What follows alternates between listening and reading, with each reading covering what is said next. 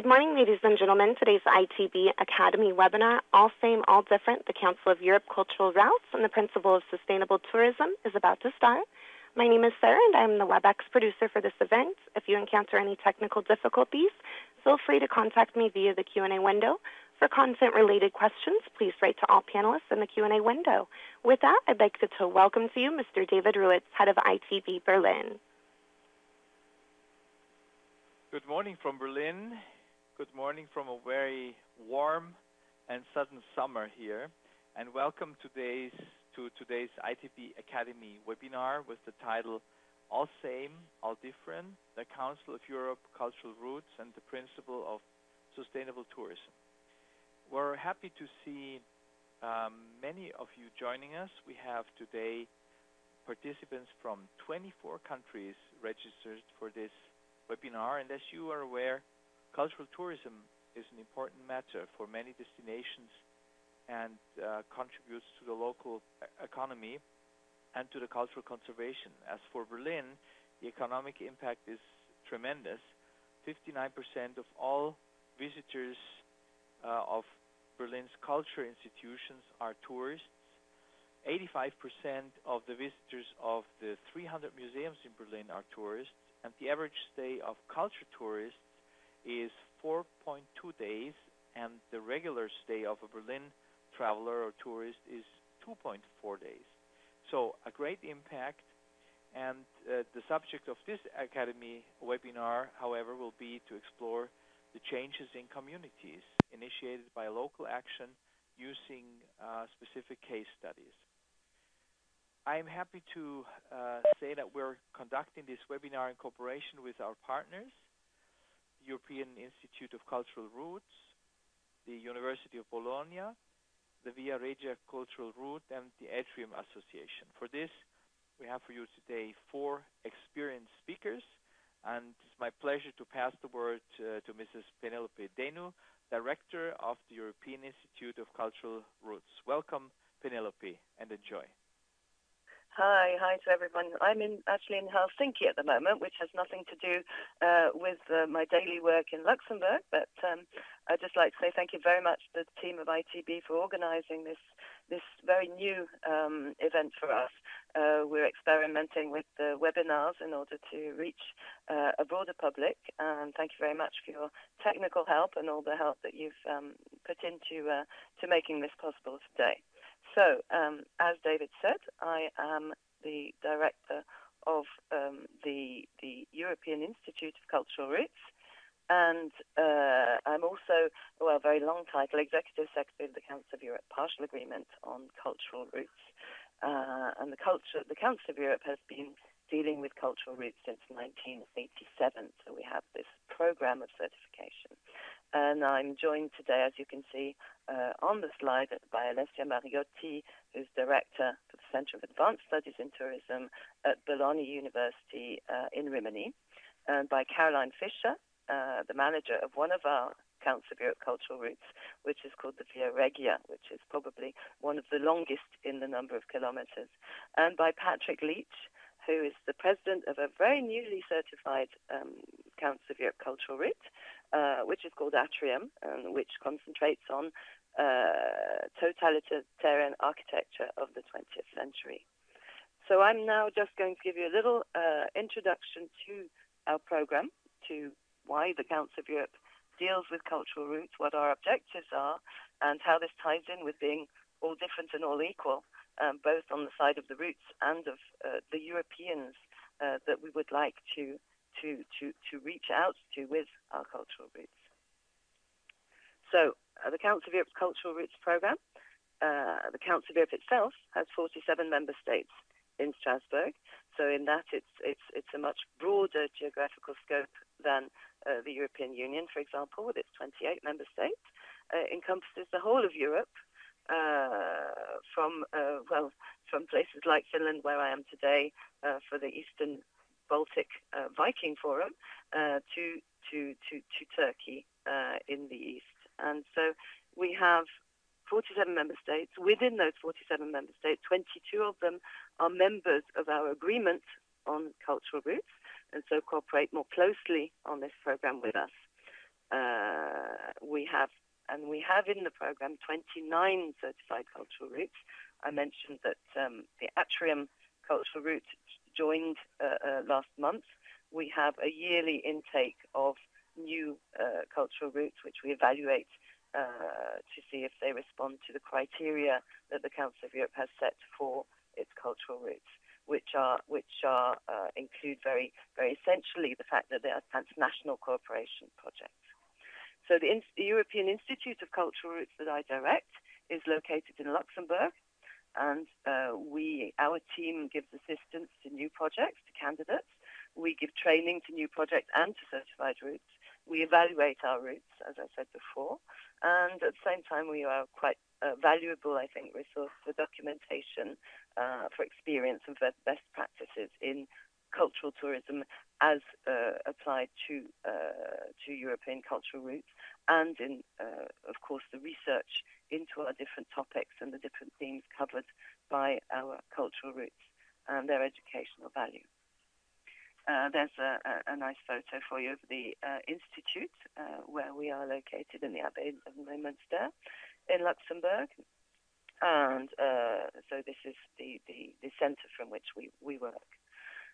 Just to give an overview of why the Council of Europe deals with cultural routes, why it supports cultural routes, because it really thinks that it's a means of sharing cultures, sharing heritage throughout Europe, of encouraging people to work together on cultural cooperation projects where they share their heritage, and then to communicate that heritage through all sorts of different activities, including academic work, including activities for young people, and of course including tourism proposals.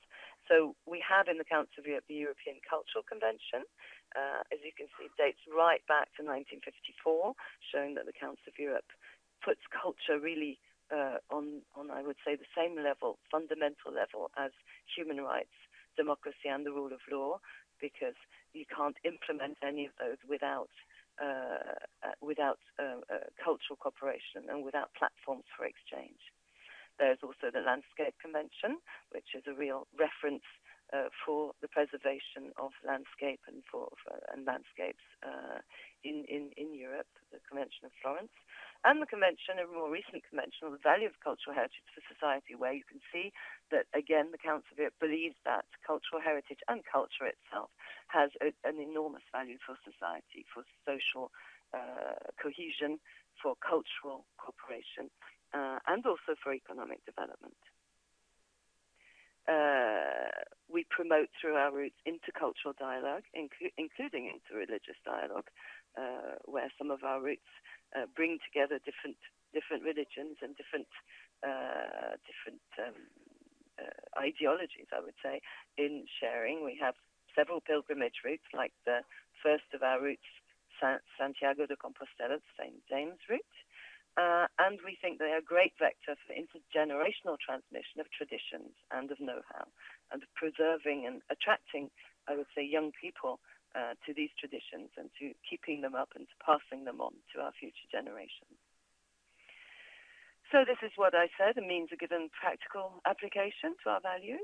The role of culture and cultural diversity as a fundamental part of society, of providing potential for social and for economic development, and for enabling exchanges of people, of good practices, and of knowledge. And our model of cultural routes serves as I think, a great structure for actually putting in place these kinds of actions and these kinds of activities. Our routes, our 29 routes, deal also with preservation of the environment, whether they be rural or urban environments in which they are located, with tangible and intangible heritage, in the interest of society and as of our future generations. So now, after that introduction, I'm going to pass the floor to Patrick Leech for an introduction of the ATRIUM project. And thank you very much, Patrick. I think it's the best thing now is to show you these practical examples of what our routes do and how they do it. Thank you, Patrick. Hello, Penelope. Thanks for the introduction. Thanks for everybody who's signed in to this webinar, which is also new for me. I'm the president of the ATRIUM cultural route. We got certification just in 2014. ATRIUM stands for the Architecture of Totalitarian Regimes in Europe's Urban Memory, and it has as its mission the focus on the architectural and urban heritage in European cities, all of that which has been built in the periods of totalitarian rule in Europe from the 1920s really right up until 1989. The other focus really is the critical and historical contextualization of this heritage. It's not by any means a cultural route which is nostalgic in any way for totalitarianism. It wants to look at totalitarianism and the heritage which has been left in our European cities in order to appreciate the architectural modernization of certain cities and the quality of the architecture as well, but also use it as a sort of window in order to rediscover the European roots in the democratic, if you like, rejection of all those totalitarian practices. At the moment, it's a new route, as I said. We have 13 full members, which you can see on the screen. We have the head office here in Forlì. Forlì was very heavily influenced by fascist architecture in the 1920s and 30s because Mussolini was born quite near Forlì. But we also have partners, as you can see, in Romania, two in Bulgaria, Sofia and Dimitrovgrad, in Bosnia-Herzegovina, in Doboj, two in Croatia, Labin and Rasha, and also Thessaloniki in Greece. But we also have other members who are interested in joining from other European countries. And we're very interested in enlarging the network, obviously, to other European countries which have had totalitarian, dictatorial, authoritarian experiences. We're supported by a university and research centre network of 25 members, so we're always very keen to have a strong university and research basis on which the route is based. You can see that from the number of countries there, and the sorts of countries, we emerged from a European project which was financed under the Southeast Europe programme, which is why at the moment we have very much a Southeast Europe orientation, but we're looking obviously to expand that to further out to other European countries. I'll finish now. That's just a brief presentation of the ATRIUM routes, and then come back to specific case studies a little bit later. And I'll now then pass the ball over to Karoline Fischer, the VIA Regia. Yes, hello, good morning from Germany. I will introduce the culture route Via Regia to you. The Via Regia is acknowledged as culture route since 2007, and it's not composed around one theme. It is a real existing road link in Europe. So it's an historical road that exists since more than 2,000 years and is still existing in our present. So today in form of the Highway E40, the European Development Corridor C3. And that means that we have this road link in Europe that has been used for war purposes, trading purposes, pilgrimage purposes, and passes 8 European countries and 48 European regions. So with our route, you can say the whole European history is connected. We have at the moment more than 180 members in Europe, in Ukraine, in Poland, in Belarus, in Lithuania, Germany, and France. These members are very heterogeneous, so we have museums, we have city administrations, we have associations, we have churches, we have youth organizations, in order to cover really different kind of projects.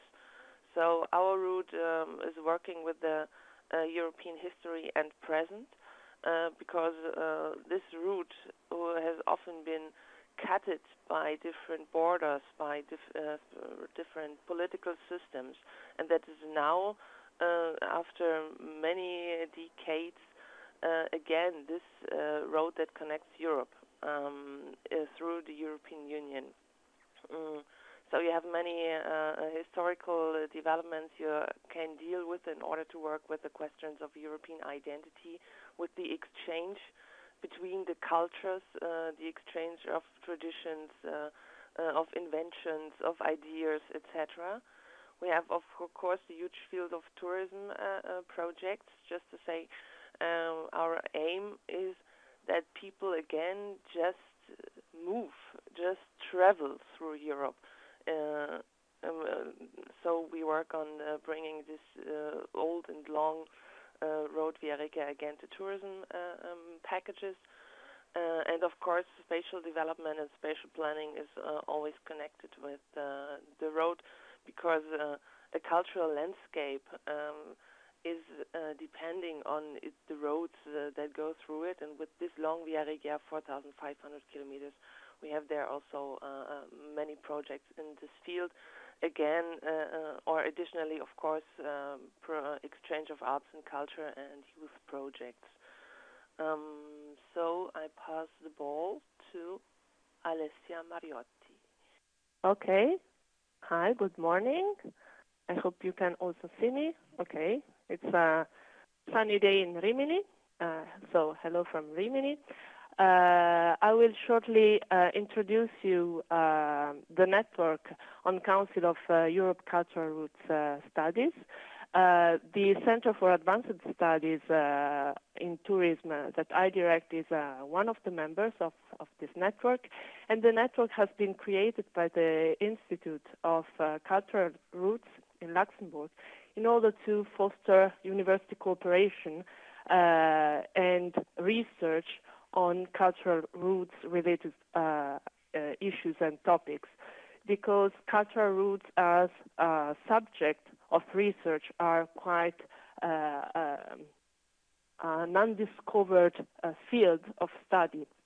So there was a need to link the different activities several universities were doing, and the aim of this network is mainly to develop teaching materials, common teaching materials, to create internship program for students, allowing them to have internships in different countries and in different cultural routes, and also in Luxembourg, the headquarters of the institute, and establishing exchange programs for students and researchers on topics related to cultural roots, dealing with culture promotion, conservation, sustainable tourism, etc.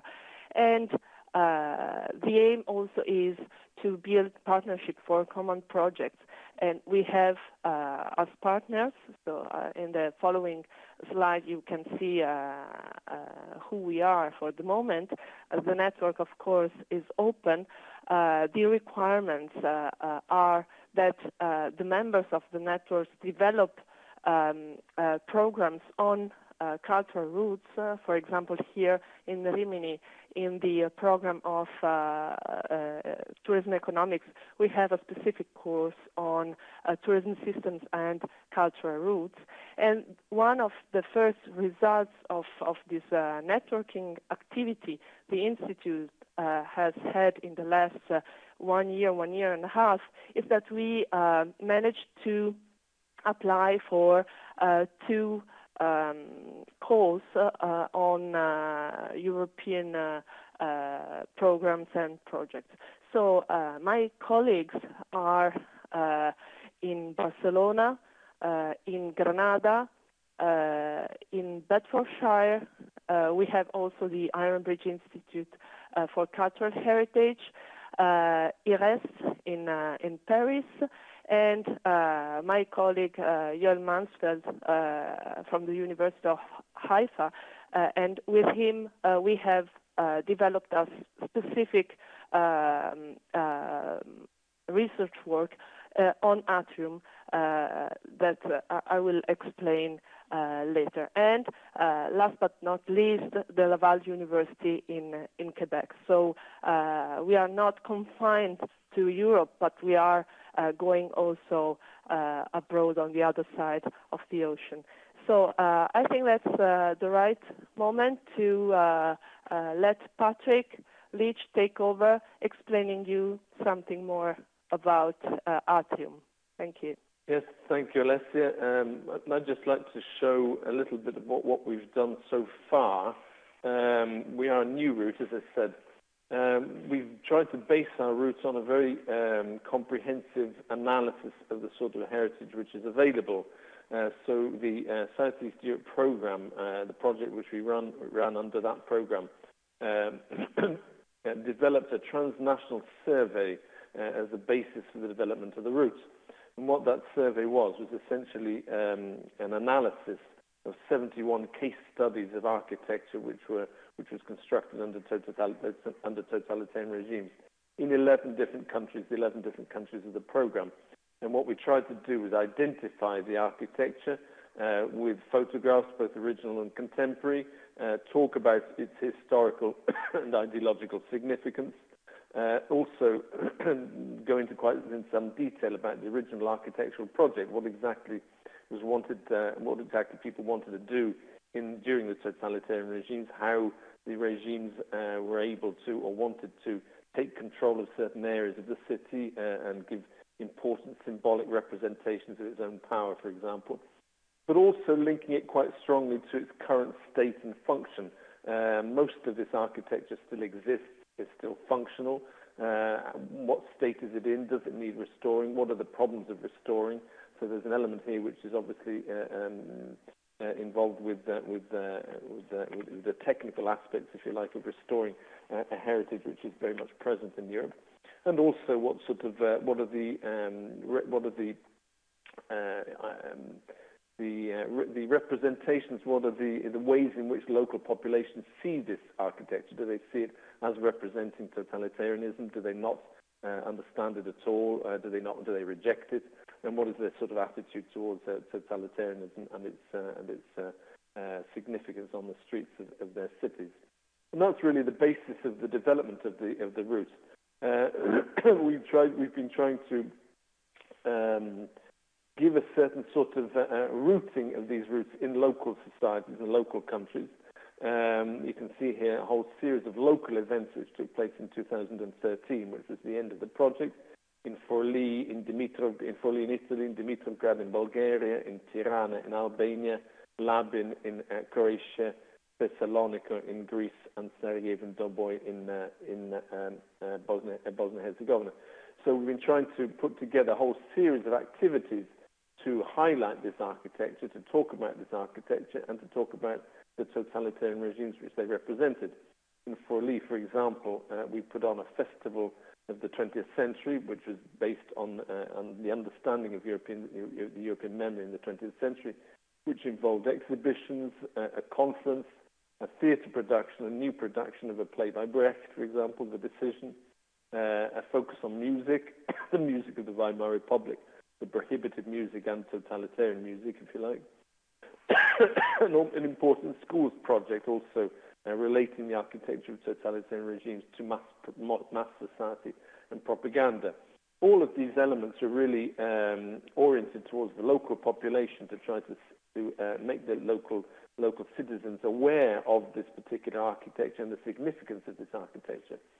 And this was basically what we carried out also in Dimitrovgrad, which was a caricature exhibition on totalitarianism, tot and anti-tot, and very much a citizens' participation event in Tirana, a marathon around architectural sites, an exhibition on the mines which were produced which were founded in Labin in Croatia under the fascist regime, a conference on heritage, the impact of heritage, European memory in the faces of time, and an event which is aimed at young people, the inter-ethnic summer camp on cities and totalitarianism.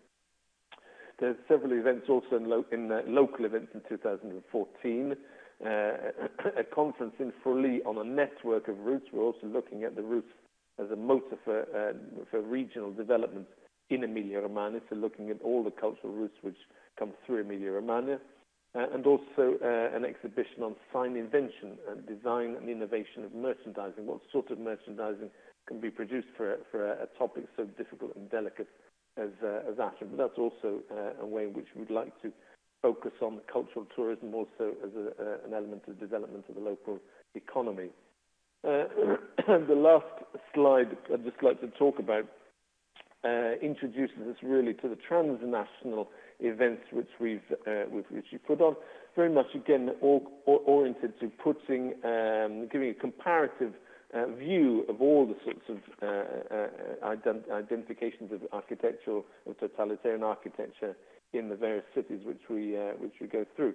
We have a promotional video which you can see on that without address on YouTube, which very much gives it a modern, contemporary sort of tourist view of it.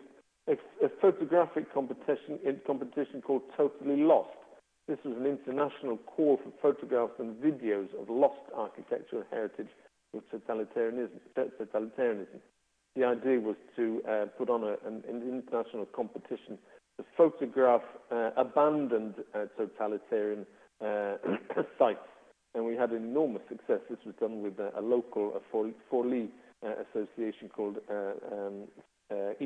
Undecided Spaces, that's in Leech, and they had 2,500 photographs and 70 videos which arrived, focusing on and giving a sort of panorama, really, of all this sort of architecture.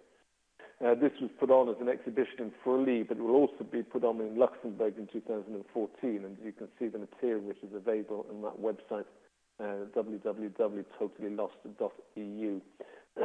Other transnational events include an Italian architects in Albania, very much more a university and research group which work on architects and their influences outside the national borders.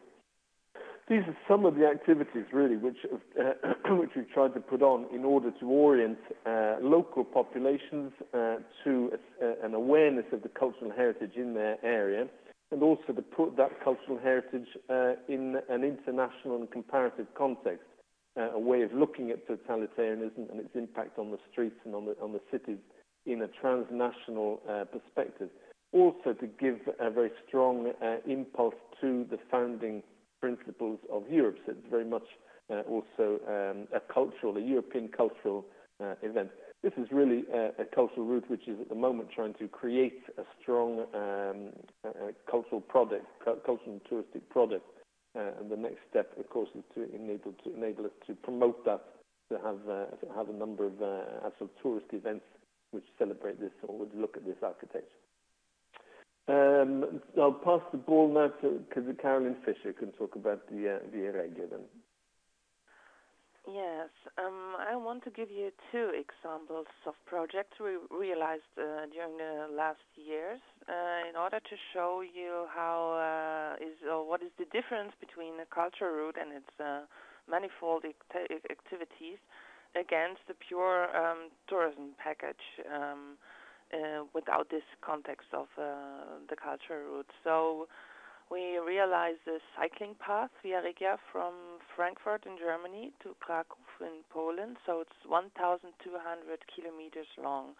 And if you just from one point develop such a tourism product and put or realize the signposting, print leaflets and leave the path away alone, you cannot care for it continuously, only with a huge amount of money or something like that. So we really used the idea of the program of the culture routes with its very many different activities and put it all together to develop this path.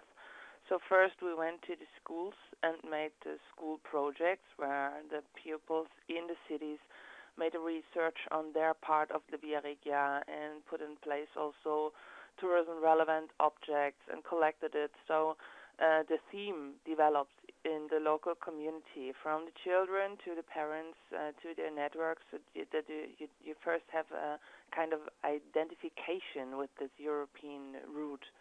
Then we made exchanges between school classes and citizens for weeks, for days, just to visit the neighbor cities and outer points, so Frankfurt and Poland, to strengthen this identification. And then you have a situation we all together develop one interactive map where we put the cycling path in place with all the objects and historical events that took place along the road. And in this situation, all the cities and groups of activity groups in the cities put their objects and their information from their research on their city into the system. So that at the end, we have 1,200 kilometers, and you can see every tree and mountain and museum along the road. And in the cities along the cycling path, the identification is there, and they are caring for their material in the one common system. And now, step by step, the signposting takes place because the cities are interested in doing that, because some tourists come to their tourist offices and ask, I'm cycling along the Via Regia, what is it? Can you give me something about it, and where are the signs? And so it's their interest to say, okay, we have to put signposts, we print leaflets on this path in our region, and so you don't have, or you don't need at the beginning 3 million euros just to say, okay, we make it for the whole 1,200 kilometers, but it's developing slower, but much more sustainable. The second project I want to show is a research project we made in the area of the present Poland and Ukrainian border region, and on the time between 1900 and 1945. So there are so many traces on historical events, on the wars there, on the different political systems that covered the place.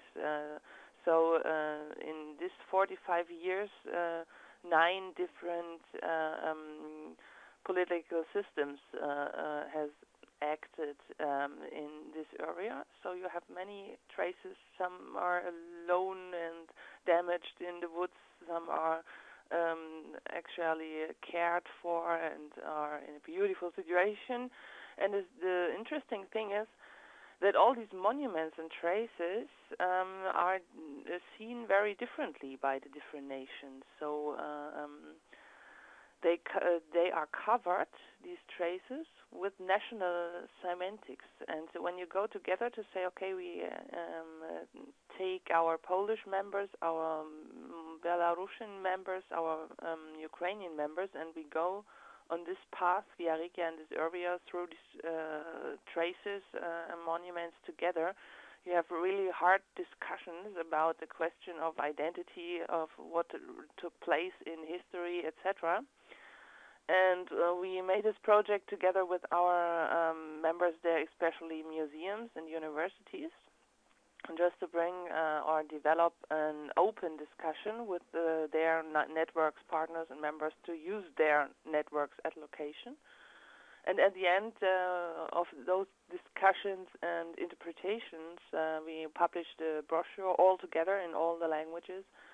And this is also a question of how you realize in a sustainable way cultural roots. So this road there, which connected these different places and these different traces, when the local community gets in their mind that the road here in front of the door of my house, connecting with me with the neighbor, connecting me with far other European areas.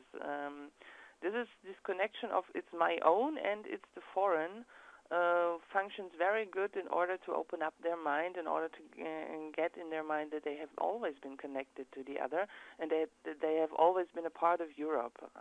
So what I want to say with these 2 examples for the question of sustainability is that you cannot be an international coordination office somewhere with a cultural root and just lock different projects or actions into different countries and areas you are not located.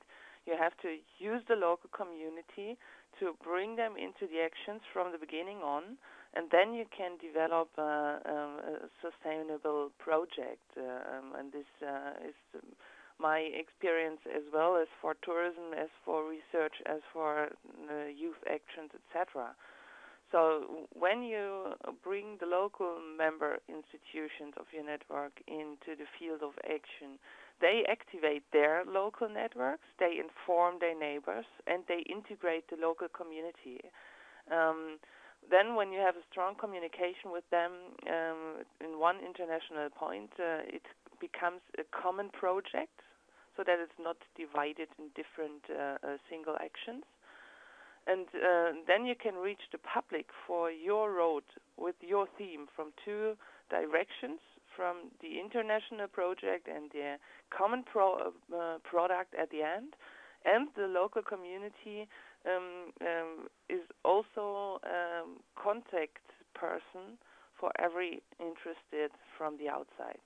So this is really the good thing in the Cultural Roots program, that you combine the different actions and the different levels. And this is a basic idea of the program, and I don't know any other program who has the same complexity. And with that, I give the ball to Alessia Mariotti. Thank you, Karoline. Thank you also for introducing the topic of today, which is sustainability, and also which is the role of local communities in sustainability. What I will say now about our feasibility study on the ATRIUM project deals exactly with that. First of all, I would like just to shortly introduce who we are. So in Rimini, there is the seat of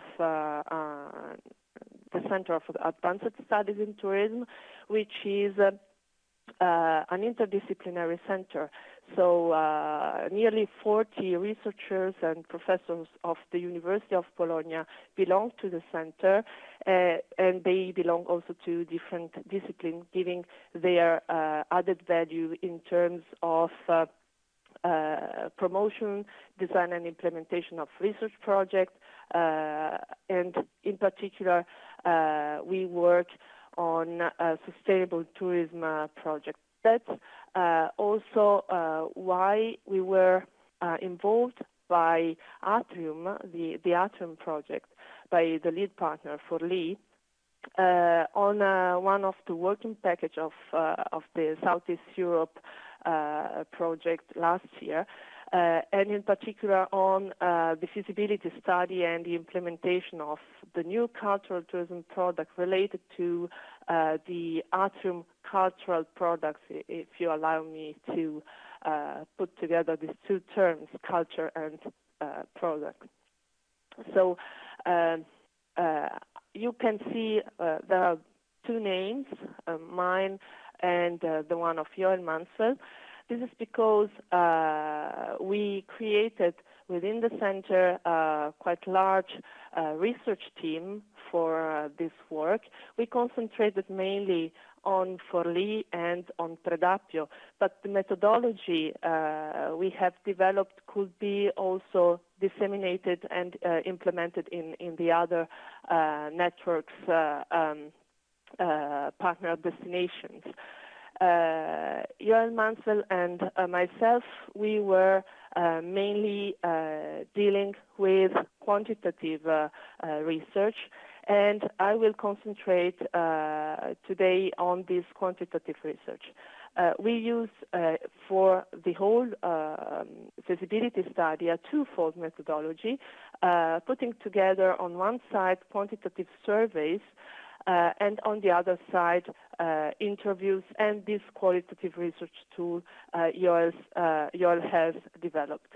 Our starting idea was that dealing with this really, let's say, difficult item, which is totalitarian regimes architecture, which is a sort of contested heritage, not only in Italy, but also in the other countries involved in the cultural route, we had to switch the focus, not paying too much attention to tourists, but concentrated really in the feelings of the local communities.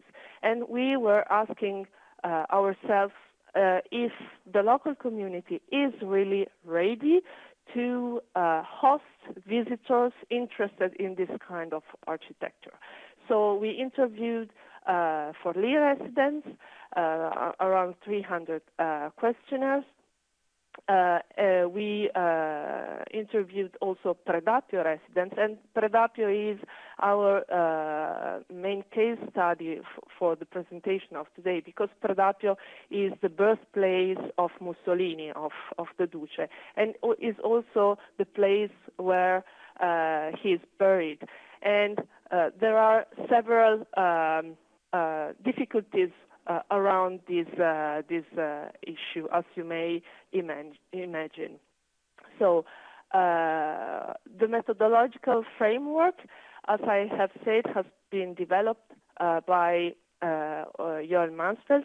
Joel, as I am, we are both members of the network of universities studying the cultural roots. And I could say that this is also one of the results of this network. We also cooperated together with Penelope, Denu, and Eleonora Berti in writing the handbook for cultural roots managers. So it's since quite a lot of time we are trying to work on this, and this methodology is explained also in this handbook, which will be soon published. And I will show you today very shortly, because the explanation is too long otherwise. I will very shortly give you some highlights about how it works and which are the principles and which are the first and main results we get from this kind of qualitative methodology, dealing with the assessment of the limit of acceptable change within a community. That means something like, let me phrase like this, is a tool in allowing you the opportunity to measure and evaluate the social-cultural carrying capacity of a local community towards tourism. Okay, so we employed a modified value stretch model. The little drawings, the scheme you can see is the value stretch. So you can have an idea.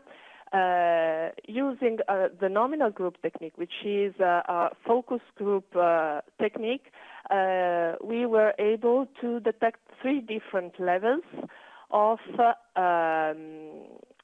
attitude of the community towards tourism in their destination. So the first level is the tolerance level. That means what the community is completely unable to accept as being a secondary effect or an impact, a negative impact, of course, coming from tourism. Then the current situation level, how the community perceives the impacts of tourism nowadays on its city or in the area, and then the expectation level, what the community wants or expect to have as positive impacts coming from tourism, and analyzing the gaps between these 3 levels, we are able to identify the tolerance gap and the reconciliation gap. So very quick, what we found in Predapio, the Predapio situation is quite hard. There are something around 25,000 so-called nostalgic, let's say neo-fascists, going per year to Predapio to the grave of the Duce, but only in 3 specific days: the birthday of the Duce, the Marcia su Roma, so the day in which the Duce took the power in Italy, and then the day of his death. And during these 3 days, the community is very badly affected by this kind of visitors. So what we found in the tolerance gap, what the community wants to have. So in the tolerance gap, you find the prerequisites that the communities think are necessary to accept tourism flows within the community. So we found that they want tourism avoiding increase of prejudice and stereotypes towards the town, which is really well known in Italy and really identified with the Duce. Okay, so the regulation of fascist souvenirs and merchandise. There are at least 5 shops at the entrance of this little town of 6,000 inhabitants selling fascist souvenirs. So the main public is really just the neo-fascist. Tourism promotion focusing just on the political issues. They are claiming that the surrounding of the area is, the countryside is really nice, and it is. I have to admit it's a really nice place. They have many other important tourism resources, and they really have the potential to develop another kind of tourism. So they would like to avoid the increase of nostalgic and event tourism, and they would like to use this architecture as an added value for another kind of tourist market. They are looking for, let's say, sustainable, good cultural tourists going and visiting Predappio because of his history and his role in the 20th century history, rather than because it's a burying place of Mussolini. So as for the reconciliation gap, they would like to create business relations with tour operators operating on the coastline. The coastline is Rimini, of course, and is a mass tourism destination. And the community expects something more coming from this kind of tourism. They would like to attain a better image, focusing on tourism of the early 20th century, create more jobs, and substantially more accommodation facilities. So they were claiming in the 3 rounds that there are not sufficient accommodation facilities. They would like to have accommodation facilities in the future. Then I went a little bit deeper on that, and I discovered that there is in the municipality area enough accommodation. So the community is not aware about the fact that the occupancy rate of this accommodation is not high enough. So this kind of methodology is strategic also in this kind of issues, because this gives you an idea about which are the perceptions of the local communities. And so you can try to negotiate with the local community if the local community has wrong perceptions, for example. Or you can try to negotiate other kind of, for example, they are afraid about traffic jam related to more tourists. So you can try to negotiate that, trying to create more parkings outside the destination, etc., or in this case outside Predappio, and so on. What they want is really to change their image, to get more civilized and considerate tourists, and be integrated more in the regional tourism product. So thank you for listening to me. Now we are at the end of this webinar, and it's time for question and answer. Thank you. And I will moderate. So, okay. Questions. If you have any question to one of our panelists, please write it in the Q&A box, and I will pass the ball to somebody. Okay, there are no questions so far.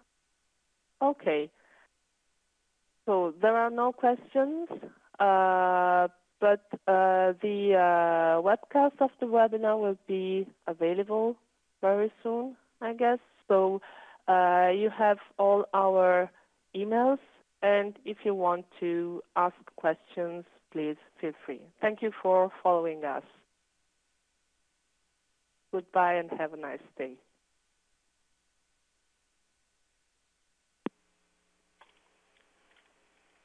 Dear ladies and gentlemen, thank you for attending today's ITB Academy webinar in cooperation with European Institute of Cultural Routes.